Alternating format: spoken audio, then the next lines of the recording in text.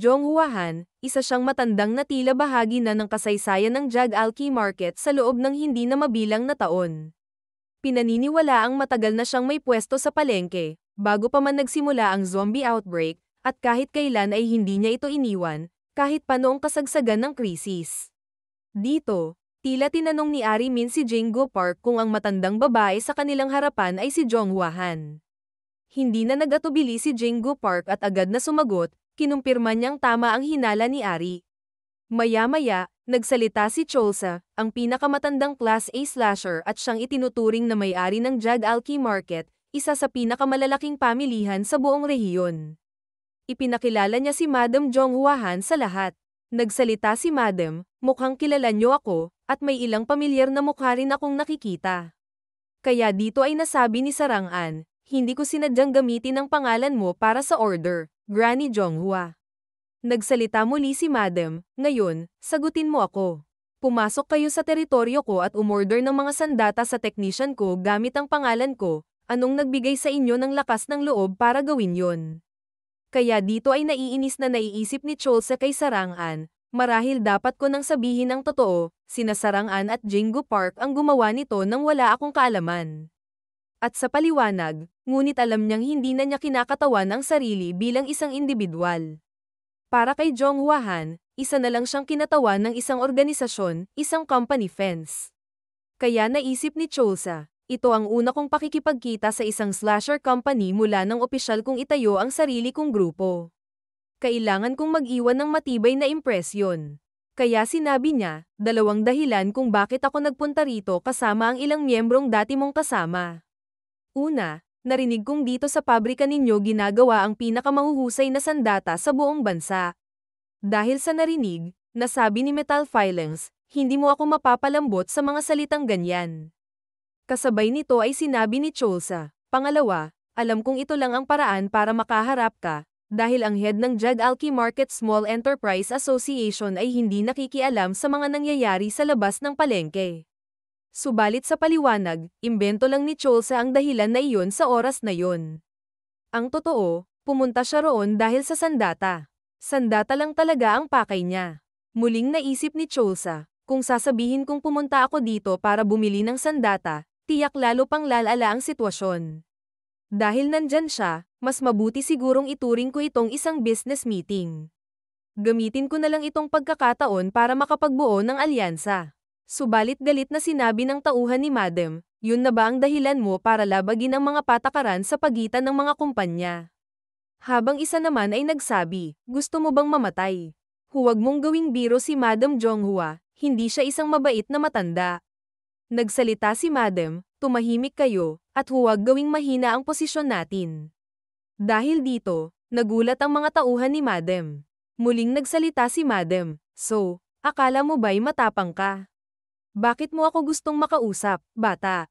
Sumagot si Cholsa, dahil ikaw ang leader ng tanging slasher group na maaari naming maging kaalyado. Alam mo siguro na itinuturing akong banta at isang outcast ng industriya. Isa akong bagong mukha sa industriya na umabot sa Class A sa isang maikling panahon. May mga nagsasabing kinampihan ko ang gobyerno sa proseso, at nakatanggap din ako ng mga pondo mula sa mga taong tutol sa ibang slasher na organisasyon. At ang pinakamahalaga, may mga usap-usapan na ako ang nagpatambak kina Major Lim at Dr. Jiang para matanggal ang mga Class A slashers at maaga ang kanilang pwesto. Subalit sa isip ni Ari Min, nagsisinungaling siya, ginagawa lang niya ang mga dahilan habang nagsasalita. Pero may nakakagulat na pag-unawa siya sa sitwasyon at sinasabi niya ito sa paraang maaaring makumbinsi si Madam. Kung sasabihin niyang ang mga sandata ay para sa kapakanan ng nakararami, maaaring magmukha siyang matapang, hindi bastos. Kung totoo ang mga sabi-sabi tungkol kay Madam, malamang ay maniniwala siya.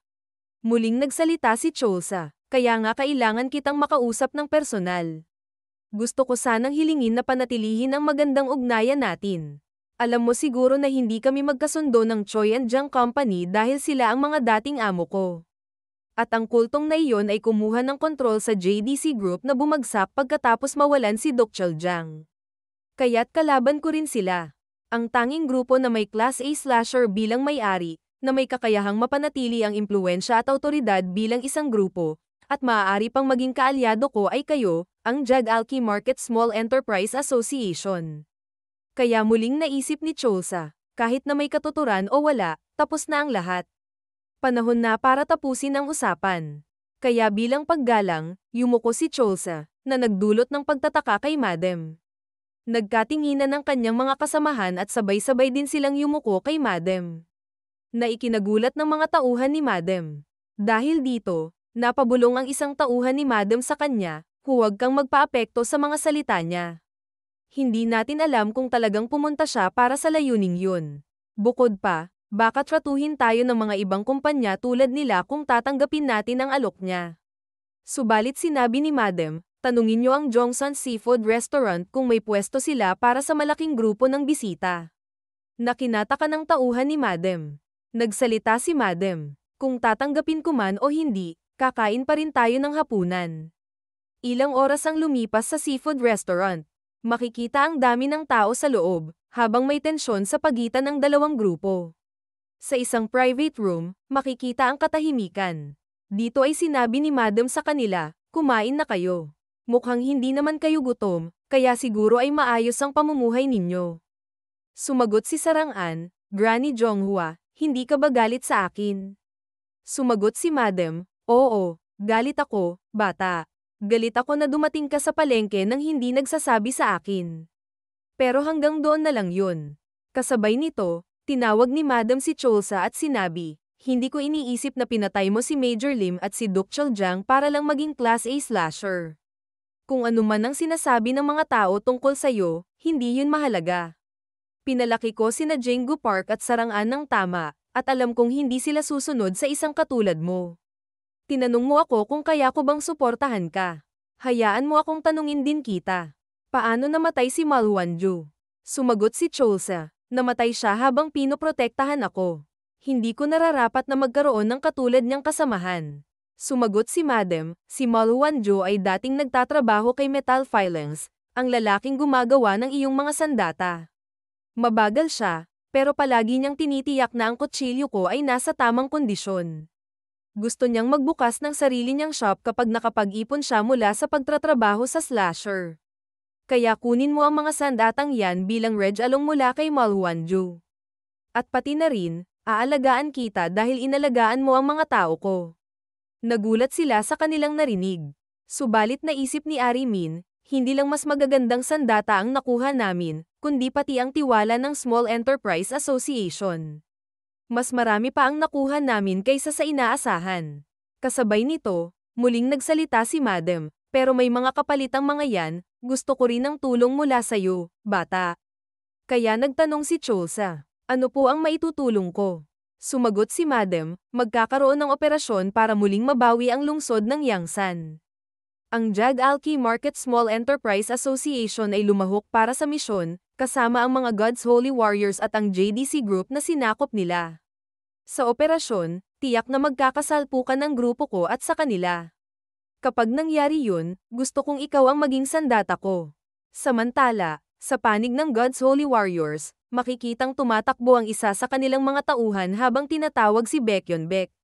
Sabay niyang inulat, nakatanggap tayo ng impormasyon na nagkaroon ng meeting si Madam Jonghua Han at ang bagong Class A slasher. Dito ay tila napamulat si Baekhyunbaek sa kanyang narinig. Agad niyang sinabi, ang malas naman. At sa kanya nasambit sa sarili, kailangan ko na bang patayin ang lahat ng hindi ko kayang kontrolin? Kaya nagsalita si Arimin. Sandali lang. Talagang nagpapasalamat ako na pinalampas niyo ang ginawa naming palihim na pagpasok sa market at pagpapagawa ng mga armas. At pati na rin sa kagustuhan niyong makipag-ayos sa amin. Pero, ano bang ibig niyong sabihin na siya ang magiging sandata ninyo? Ano ba talaga ang gusto niyong ipagawa sa kanya? Sumabat si Cholsa at ipinaliwanag na kinuha na ng mga kulto ang kontrol sa mga siraulong JDC Group at sila na ngayon ang pinakamalakas na grupo. Sinundan siya ni Sarang-an. Ibig sabihin, gusto niyang pumabor tayo sa samahan ng Jag Alki Market Small Enterprise at tumulong kung sakaling mauwi sa karahasan ang sitwasyon. Kaya naman nagsalita si Jinggu Park, talagang nakakamangha ang galing ni Madam sa pakikipagnegosasyon. Isang sobrang imposibleng pabor kapalit ng isa ring kahindik-hindak na pabor, yun ang gusto niya.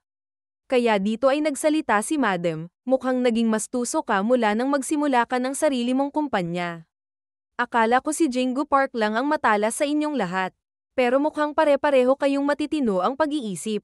Kaya ipinaliwanag niya na masyado ng makapangyarihan ang mga kulto na kilala bilang God's Holy Warriors. Lumampas na sila sa ibang slasher company at pati na rin sa mga grupong politikal. Sa katunayan, kahit ang mismong gobyerno ng bansa ay hindi na sila kayang pigilan. Matapos ang insidente sa Uljan kung saan nalipol ang armadong puwersa ng militar, opisyal ng kinilala ng lipunan ang mga slasher. At ang grupong agad na pumalit sa puwersa ng militar, na siyang naging sentro ng lakas at impluwensya, ay ang God's Holy Warriors.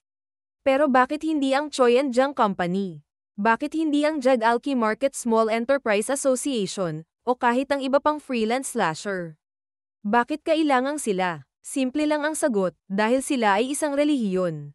Nang mawalan ng tiwala ang mga tao sa gobyerno, wala nang sino mang individual ang makakapuno sa puwang sa puso ng mga tao. Tanging relihiyon lang ang kayang gumawa noon. May lakas ang God's Holy Warriors sa pamamagitan ng kanilang mga slasher, at may paliwanag sila sa pinagmulan ng zombie outbreak batay sa kanilang pananampalataya. Pagkatapos ng insidente sa Uljan, umabot sa mahigit 1,000,000 ng mga tagasunod nila, may 2,000 slasher, at daan-daang makapangyarihang tao sa larangan ng politika at financial. Ang bagong anyo ng relihiyon na ito ay kasing lakas na ng isang buong bansa. Nagsalita si Cholsa, hindi ko gusto kung paano inagaw ng mga kulto ang kumpanya ni Dr. Jiang. O kung paano nila ginagamit ang pera at kapangyarihan para apakan ng lahat. Pero hindi ba masyadong malayo na agad isipin na aatakehin nila ang ibang slasher groups dahil lang lumalaki na sila? Hindi mo ba sa tingin ay masyado pang maaga para maghinala? Ngunit natawang sumagot si Madam, bata, sana nga hindi umabot sa ganon. Pero kapag matagal ka nang nabubuhay, may pakiramdam ka na. Ang kabayong walang gabay, tiyak na may masasaktan. Si Baekhyun Baek nga, ni isang zombie, hindi kayang patumbahin mag-isa. Pero naging Class A slasher lang dahil sa ambisyon. Napansin ni Jingo Park na hindi agad nakasagot si Cholsa. Pagkalipas ng ilang sandali, nagsalita siya, sige. Sasali ang kumpanya ko sa operasyon sa Yangsan. Pagkalipas ng ilang sandali matapos makaalis ng grupo mula sa lugar, may napansin si Cholsa kay Arimin. Kaya tinanong niya ito, ano na naman yan? Kitang-kita ang matalim na tingin ni Arimin sa kanya, kaya muling nagsalita si Cholsa. Kanina kapag ganyan tumitig, nakalabas tayo ng buo mula sa palengke, nakuha natin ang mga armas, at nakipag-alyansa pa tayo sa mga negosyante ng Jag Alki Market.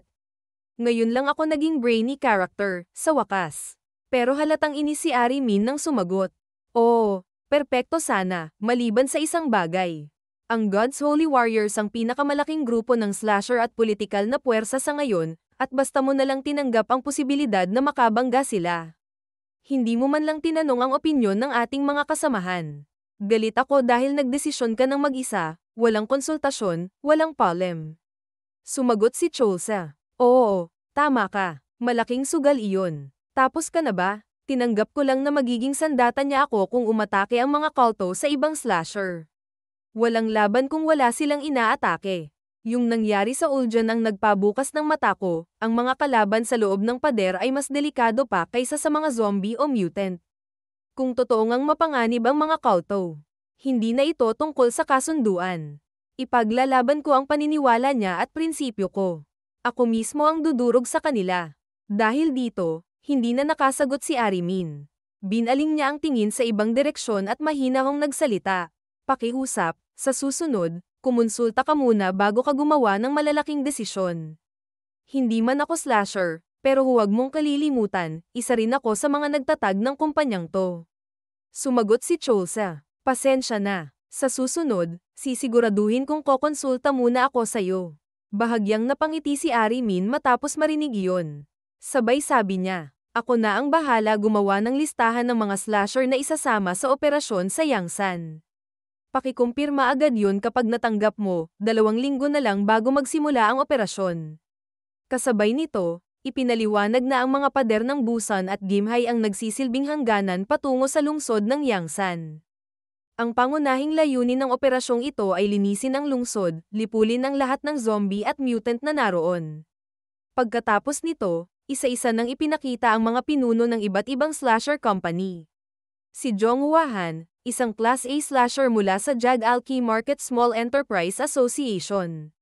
Si Chol Se-kim, Class A slasher ng Defense. Si Chang Song-jon, isang Class B slasher na namumuno sa natitirang miyembro ng JDC Group at isa ring opisyal ng God's Holy Warriors. At ang huli, si Baekhyun Baek, isang Class A slasher mula sa God's Holy Warriors. Simple lang ang tungkulin ng mga slasher, lipulin ang natitirang mga karaniwang zombie, 3 Class C mutants, at 5 Class B mutants na pinaniniwalaang nasa Yangsan. 3 Class A slasher, 27 Class B slasher, at 110 pang iba ang ipinatawag para sa misyong ito. At sa loob lamang ng 12 araw, matagumpay nilang nabawi ang Yangsan.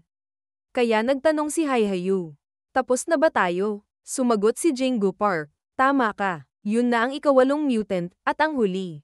Sumingit si Cholsa, "Ibig sabihin, tapos na tayo rito, bata." Dito ay makikita na may damaikit na dugo ng zombie sa buhok ni Hae-hayu habang napapangiwi. Nakakadiri ang dugo ng zombie, malagkit, ayaw matanggal. Kaya nagtanong si Cholsa, "Anong natutunan mo sa unang malakihang misyon mo?"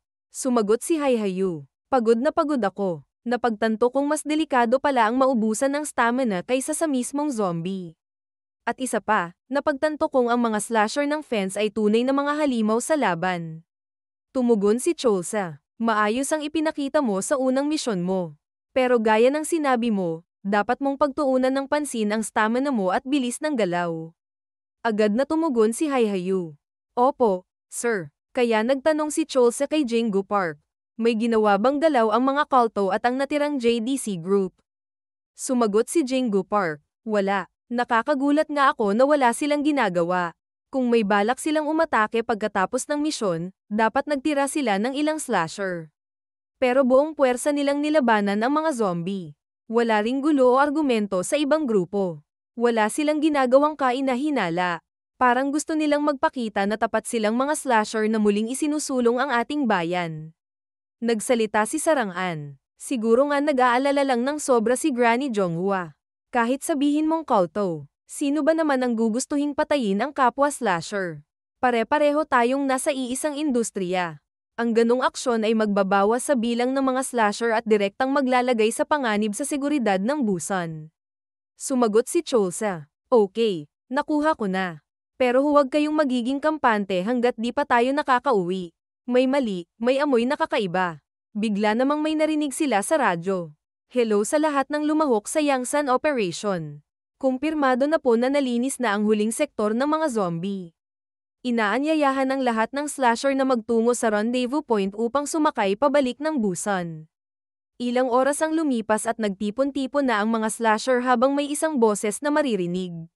"Mga slasher, mangyaring sumakay na sa mga sasakyan. Aalis na tayo sa lalong madaling panahon." Dahil sa dami ng tao, halos naiipit na si Cholsa sa daan habang naiinis na iniisip. "Buwisit na mga kulto. Tingnan mo kung gaano kasikip dahil sa kanila.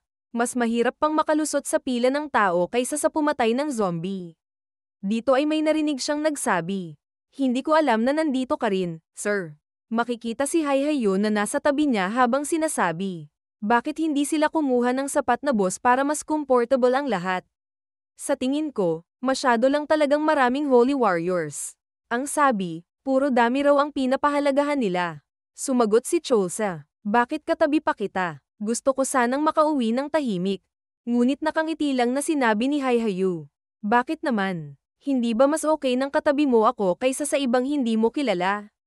Nagkahiwa-hiwalay na rin tayo, di ba?" Sumagot si Cholsa, "Pagod na ako. Subukan na lang nating makatulog." Habang makikita ang mga boss na bumabiyahe pa uwi ng Busan, makikita ang dalawa na mahimbing na natutulog dahil sa pagod. Subalit biglang na lamang kumilos ang mga tauhan ng God's Holy Warriors. Kasabay nito ay nilabas nila kani-kanilang mga armas. Sa isang flashback, makikita ang pagpupulong ng mga God's Holy Warriors sa pangunguna ni Baekhyun Baek. Kasabay nito ay sinabi niya, "Ang mga zombie na ating kinakalaban ay kumikilos na parang isang pangkat." Hindi ba? Dito ay sabay-sabay nagsigawan ang kanyang mga tagasunod habang sinasabi, "Oo, ganun nga." Muling sinabi ni Baekhyun Baek, At tayo bilang mga tao ay humaharap sa mga zombie, kaya't kailangan nating kumilos bilang isa. Hindi ba? Sumagot ang mga tagasunod. Oo, tama. Muling sinabi ni Baekhyunbaek. Kaya't ang mga tao na humahad lang sa atin na kumilos bilang isa ay mga kalaban ng buong sangkatauhan. Hindi ba? Sumagot sila. Oo, sila nga. Muling sinabi ni Baekhyunbaek, may mga slashers na tumangging sumama sa atin at nagtatag ng sarili nilang mga grupo. Ano ang gagawin natin sa kanila? Sinabi ng mga tagasunod niya, dapat natin silang patayin. Habang ipinapakita ang bus back to Busan Vehicle number 2, isang slasher ang bigla na lang nagising. Agad niyang sinabi, ang iingay nyo. Hello, hindi nyo ba alam kung anong ibig sabihin ng bus? Pampublikong transportasyon to. Subalit laking gulat niya nang bigla siyang atakehin ng isa sa mga tauhan ng God's Holy Warriors. Makikita ang pagdanak ng dugo sa bintana ng bus. Kasunod nito, sa bus back to Busan Vehicle number 3, makikita rin ang pag-atake ng mga tauhan ng God's Holy Warriors laban sa mga slasher. Ang driver ng bus ay tila walang pakialam sa nangyayari, at kapansin-pansin ang badge ng God's Holy Warriors sa kanyang uniforme. Samantala, sa bus back to Busan Vehicle number 14, kung saan naroroon sina Chol Sa-kim at Hae Hae-yu, makikitang aakma na ang isa sa mga tauhan upang atakehin si Chol Sa habang siya'y natutulog. Kasabay nito ay agad na sumugod ang tauhan. Subalit, bigla itong napigilan sa mismong sandaling iyon. Isang malakas na tama sa ulo ang bigla na lamang tumama sa kanya. Kaya agad na naramdaman ng tauhan ang tindi ng sakit. Kasunod nito, makikitang tumayo si Chol Sa, na agad ikinagulat ng mga kalaban. Narinig na lamang ang isa sa kanila na nagsabi, nilinlang tayo ng traidor na yan, nagkunwaring natutulog. At ang isa pa ay nagsabi, pinatay niya ang Deacon. Dahil doon, sabay-sabay na sumugod ang mga God's Holy Warriors sa ating bida. Kaya agad naging seryoso ang mukha ni Chol Sa sa sandaling iyon. Mabilis niyang inatake ang mga papalapit sa kanya. Ilang saglit pa, makikitang tumalsik ang dugo sa loob ng bus. At hindi nagtagal, isa-isang nagsitumba ang mga kalaban matapos matamo ang matitinding pinsala mula sa kanyang mga atake. Kaya dito ay napabuntong hininga na lamang ang ating bida. Kasabay nito ay agad niyang ginaisang si Hae Hae-yu, subalit laking gulat na lamang niya nang makita niya ang mga nangyari sa buong paligid kaya sinabi ni Chol Sa. Paano mo nagagawang matulog habang may mga namamatay sa paligid mo? Kung hindi ka pa nagising ngayon, malamang sa impyerno ka na nagmulat ng mata, bata. Habang makikitang napapalibutan na sila, sinabi ni Hae Hae-yu, Sir, huwag mong sabihing sinimulan mong patayin ang mga kulto kasi ayaw mo talaga sa kanila. Naiinis namang sumagot si Chol Sa. Yan ba ang tingin mo sa akin? Hindi ko sinimulan to. Mga ulol na yon ang unang umatake sa akin. Kaya nagtanong si Hae Hae-yu. Ngayon anong gagawin natin? Kaya ba natin sila? Sir, kaya mo silang talunin, di ba? Sumagot si Chol Sa. Oo, nakuha ko ang Class A title ko sa pagpatay ng mga zombie, okay. Hindi ako nakikipaglaban sa tao. Iba ang tao kaysa sa zombie, iba-iba ang galaw nila. Muling nagtanong si Hae Hae-yu. Kung ganun, anong gagawin natin? May napansin si Chol Sa sa sandaling iyon, kaya agad niyang sinabi kay Hae Hae-yu. Umupo ka at mag-seatbelt ka. Kaya nagtaka si Hae Hae-yu, kaya muling sinabi ni Chol Sa. Sabi ko mag-seatbelt ka kung gusto mong mabuhay. Sa sandaling iyon ay naisip ni Chol Sa. Hindi huminto ang driver nung nagsimula ang gulo. Tuloy-tuloy lang siya sa parehong bilis. Ibig sabihin, kalaban din siya. Kaya agad na umatake si Chol Sa ng mabilis. Kaagad naman tumama ang atake niya sa isang kalaban habang tuloy-tuloy itong papunta sa upuan ng driver. Dito ay makikitang tumagos din ang atake ni Chol Sa sa mismong driver ng bus. Sa puntong iyon, nawalan ng kontrol ang manibela. Sa epekto ng nangyari, halos mawalan ng balanse ang mga miyembro ng Holy Warriors sa loob ng bus. Subalit may isang tauhan na paatake sa ating bida. Makikitang naka-seatbelt na ang dalawa habang si Chol Sa may pangaasar sa tono niyang sinabi. Huli ka na para sa ganyan, kupal. Dito ay makikitang sumasagi na ang bus sa gilid ng daan at makikitang tatama na ito sa barrier. Pagkaraan ng ilang saglit, tuluyan nang nahulog sa bangin ang bus na kanilang sinasakyan. Ilang oras ang nagdaan, makikita ang bus na wasak at nakahandusay sa ilalim ng bangin. Habang makikita ang isang tauhan na milagrosong nakaligtas sa pagbagsak ng bus. Sa gilid nito, makikita si Haehyun na nasusuka habang sinasabi. Parang mas masama pa yun kaysa sa roller coaster. Subalit na napansin ni Cholsa ang tauhan. Kaya agad niyang nasabi, "Teka, may isang nakaligtas." Agad namang sumigaw ang tauhan. "Dear Pope, tulungan mo ako. Huwag kayong lalapit, kayong maruruming kalaban ng pananampalataya."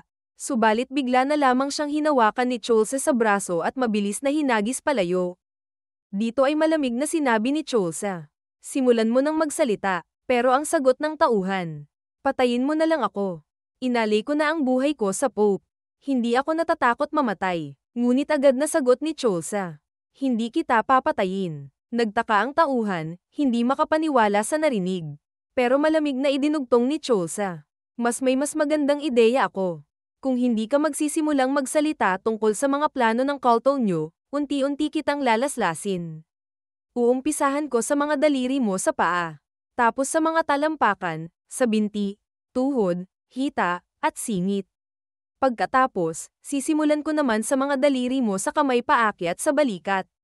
At kapag naubos na ang parte ng katawan mong pwedeng hiwain, i-injeksyonan kita ng dugo ng zombie. Gagawin kitang isa sa kanila, isang uod na zombie na walang braso at walang paa. Habang nagaganap ito, naiisip ni Haehyun.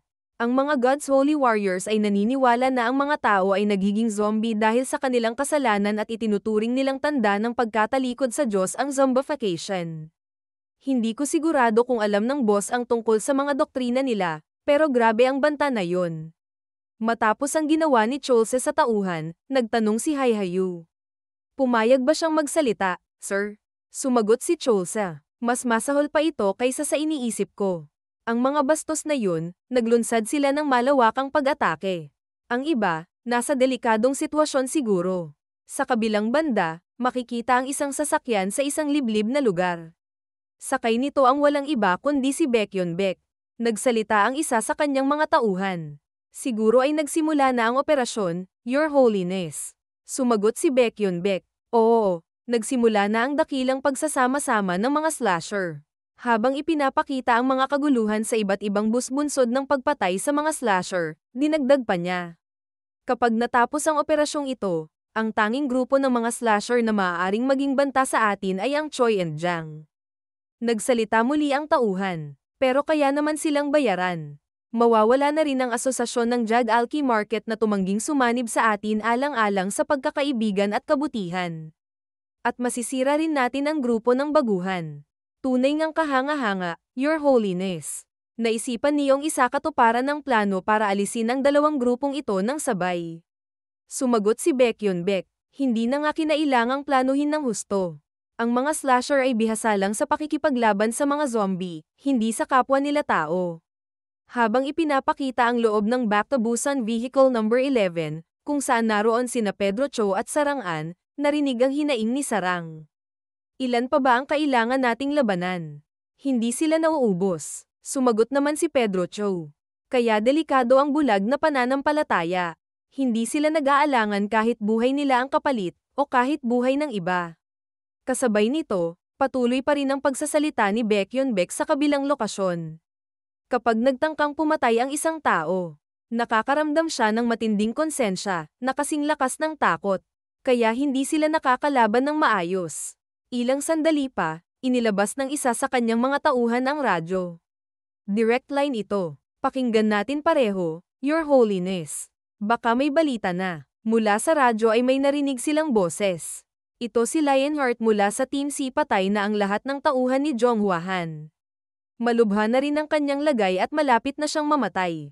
"Lahat ay nangyayari ayon sa iyong kagustuhan, Your Holiness." Dahil sa narinig, nakangiting sinabi ni Baekhyunbaek, "Amen." Samantala, sa Back to Busan Vehicle No. 3, kung saan naroroon si Jonghwahan, makikita ang tatlong tauhan niyang kaharap. Si Kuijong, kilala bilang Head nun, isang Class B slasher na may napatay ng 30,829. Pyongdan-yak, kilala bilang Inquisitor, isang Class B slasher na may napatay ng 53,211. Hwan Yong-shim, kilala bilang Lionheart, isang Class B slasher na may napatay ng 79,999. Habang makikita si Madam na nasa malubhang sitwasyon dahil sa pinsala, sinabi nito. Mga halimaw kayo, nararapat kayong mapunta sa impyerno para rito. Ngunit tumugon si Lionheart, kahanga-hanga para sa isang matandang kagaya mo. Inihiwalay ka namin at pinuno namin ang boss ng mga piling mandirigma, pero napatay mo silang lahat at nakalusot ka pa. Sa kabila ng lahat, malubha na ang iyong sugat. Kaya bilang respeto, bibigyan kita ng mabilisang kamatayan. Habang nangyayari ang labanan, may isang lalaking tahimik na nakamasid mula sa malayo. Si Suho Jang-yun, palihim niyang pinapanood ang gulo mula sa itaas. Sa likod niya, nakatayo ang isang nakakakilabot na mutant na kasama niya.